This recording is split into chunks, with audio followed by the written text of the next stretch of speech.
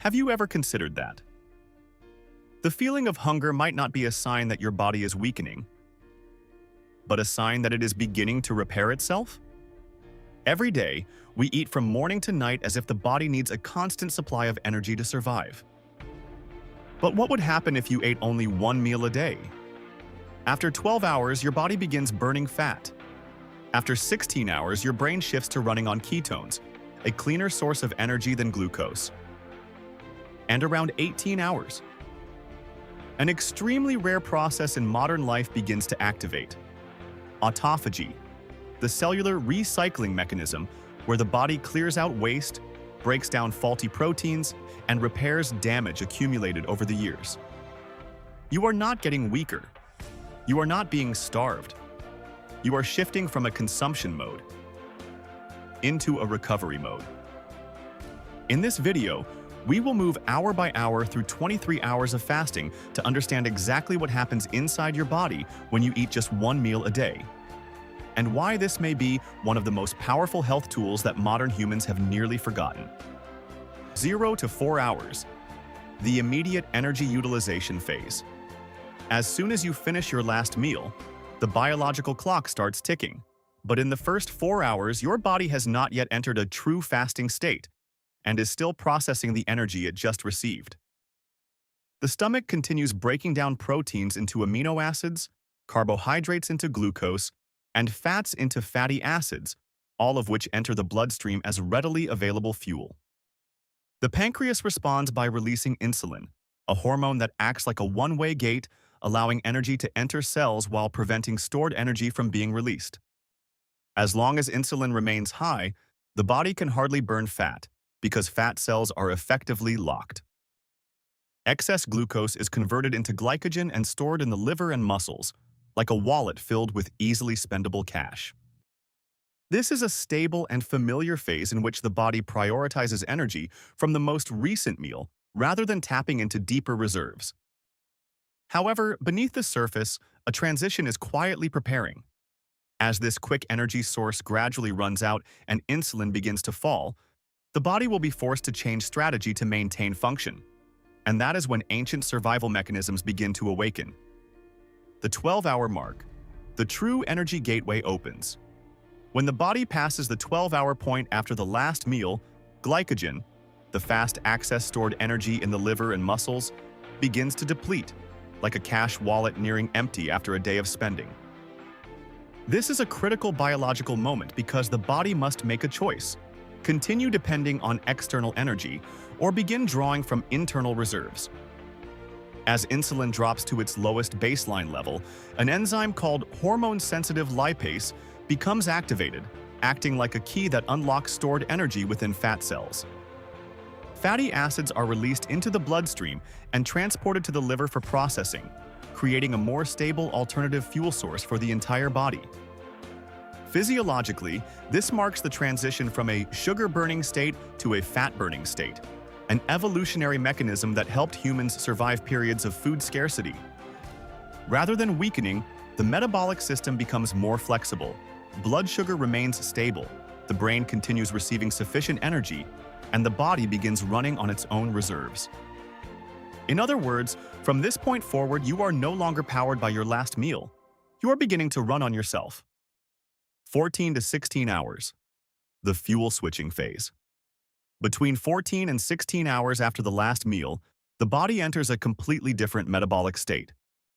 As glycogen stores become nearly exhausted, fat breakdown accelerates, and the liver begins converting fatty acids into ketones, a special alternative fuel for the brain. The key point here is that the brain cannot use fat directly, but ketones allow it to continue functioning steadily without relying entirely on glucose. Biologically, ketones are considered a cleaner energy source, producing fewer oxidative byproducts than glucose metabolism and thereby reducing stress on cellular metabolic systems. This is why many people begin to notice changes during this phase. Hunger decreases, energy levels become more stable, and mental focus sharpens. This is not a psychological effect, but the result of shifting from a fluctuating fuel source to a more sustainable stored one. From an evolutionary perspective, this mechanism helped humans maintain alertness during food scarcity, ensuring the ability to hunt and survive rather than slipping into exhaustion. 16 to 18 hours, the cleanup mechanism begins. As the body moves into the 16 to 18-hour range, it does more than simply burn fat for energy. It activates a more important biological process, intracellular recycling, known as autophagy. Without incoming nutrients, cells must search internally for materials to sustain function. At this point, damaged structures such as faulty proteins, inefficient mitochondria, or aging cellular components are identified and broken down. The body forms specialized membrane structures to encapsulate this debris, then breaks it into smaller units, such as amino acids, to be reused for repair and regeneration. Physiologically, this acts as a natural maintenance mechanism that reduces the buildup of metabolic waste factors associated with aging and many chronic diseases. This process is strongly activated only when insulin remains low for a sufficient duration, something that rarely happens in a constantly fed state. Therefore, at this stage, the body is not only operating on stored energy but also performing cellular-level cleanup, creating conditions for more efficient metabolic function in the long term. 20 to 22 hours. Preserving muscle in a fat-burning state. As the body approaches the 20 to 22-hour mark, an important hormonal adjustment occurs to protect lean tissue. In the context of low insulin and active fat mobilization, the body increases the secretion of growth hormone, HGH. This hormone plays an anti-catabolic role, helping to limit muscle protein breakdown while still allowing fat to be used as the primary fuel source. Studies show that during prolonged fasting, HGH levels can rise significantly as a survival adaptation, helping maintain strength and functional capacity when food is scarce. Physiologically, the combination of low insulin and elevated HGH creates a metabolic environment that prioritizes fat burning while preserving muscle structure. Meanwhile, fatty acid oxidation continues supplying stable energy to tissues, and the liver maintains ketone production to support neural function. This allows the body to sustain biological performance without depending on glucose from food. At this stage, the body operates in a unique balance, efficiently using stored energy while safeguarding the structures necessary for long-term survival. 23 hours. The body enters an optimal absorption state. By around the 23rd hour, the body is no longer waiting for incoming energy, but has completed a deep metabolic adjustment cycle. Insulin levels have remained low for an extended period, allowing cells to become more sensitive to upcoming nutritional signals.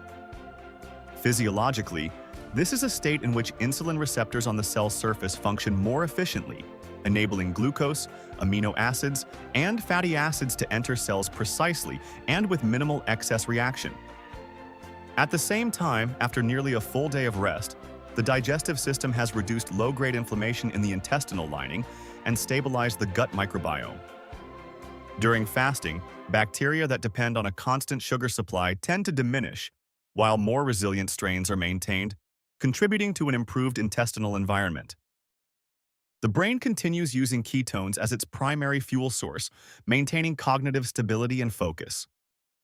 As the body approaches feeding time, it is not in a state of deficiency but in a state of readiness for rebuilding.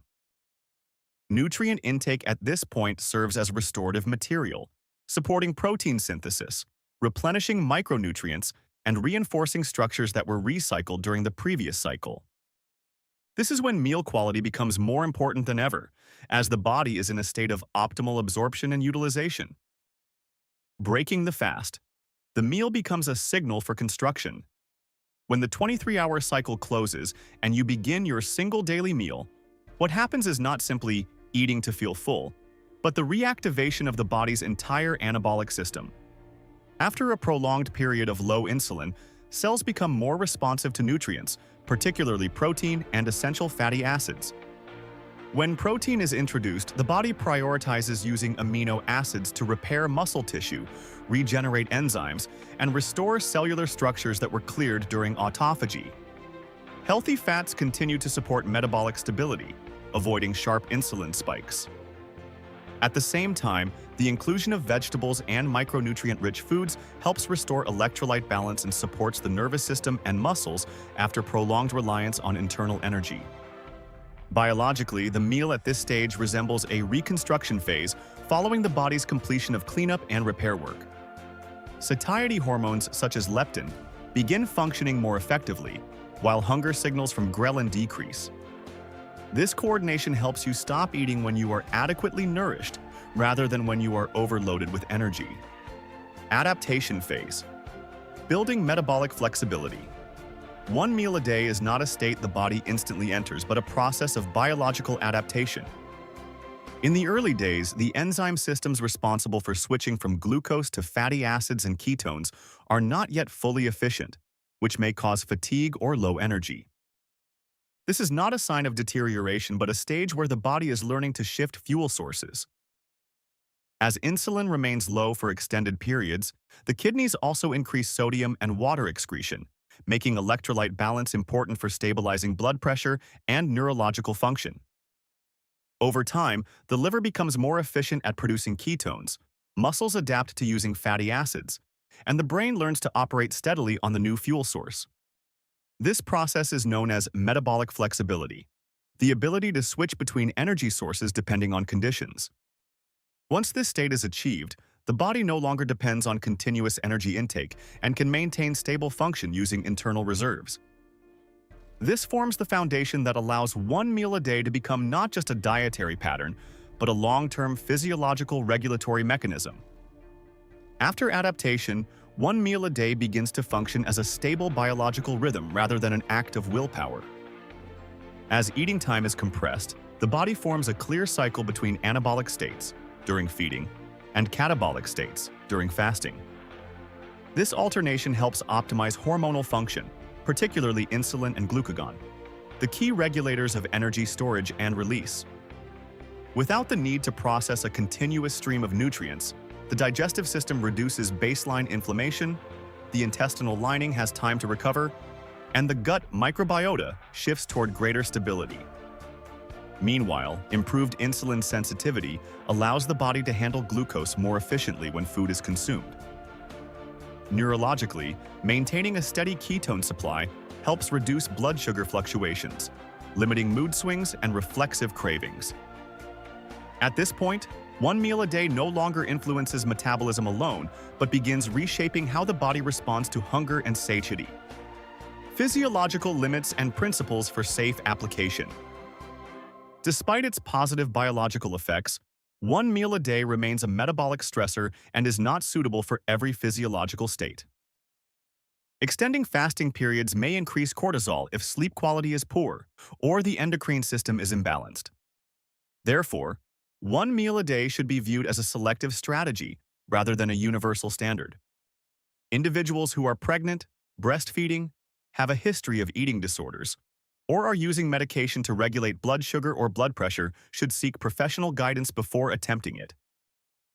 One meal a day is not meant to be maintained indefinitely, but should be considered a time-bound biological cycle for restoring metabolic flexibility. Most intermittent fasting studies show noticeable benefits emerging after approximately 2 to 6 weeks of consistent practice. A reasonable time frame for one meal a day is therefore 4 to 8 weeks, long enough for the body to adapt to using fat and ketones as primary energy sources and to activate cellular repair processes such as autophagy, but not so long that it creates prolonged endocrine stress. After this phase, many people may transition to more flexible patterns such as 16.8 or 18.6 to maintain benefits while supporting long-term hormonal balance and lifestyle sustainability. One meal a day should be used as a strategic tool rather than a rigid obligation, with the goal of restoring biological rhythm and improving metabolic health rather than pursuing extremes. Additionally, transitions should occur gradually to allow enzyme systems and hormonal axes to adapt. When implemented in the right physiological context, one meal a day is not a state of deprivation but a reorganization of the body's energy flow. It restores the ability to use internal reserves and reestablishes metabolic flexibility, a survival foundation in environments of food scarcity. If you are considering trying this approach, Listen carefully to your body's feedback throughout the process. And if today's content brought you value, subscribe to the channel, leave a comment sharing your experience, and follow along for future scientific insights.